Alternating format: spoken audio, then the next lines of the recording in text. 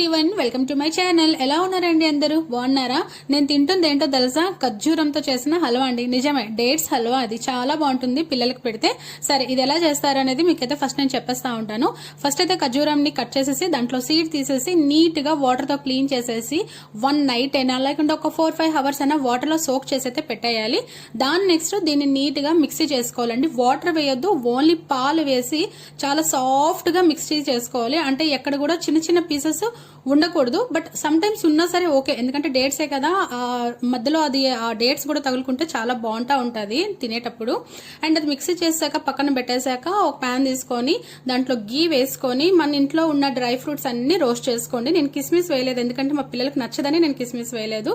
But మీరు కావాలంటే వేసుకోవచ్చు మీ పిల్లలకి ఇష్టం ఉంటే.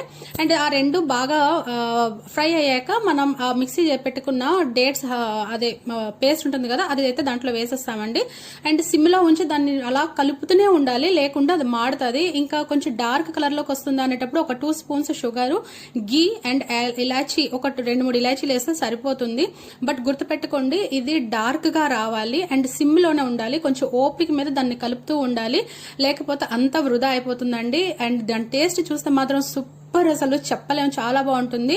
కుదిరితే ఇంకా మీరు గీ వేసుకున్నా సరే పర్లేదండి, పిల్లలకైతే ఇది బెస్ట్ స్వీట్ అండి.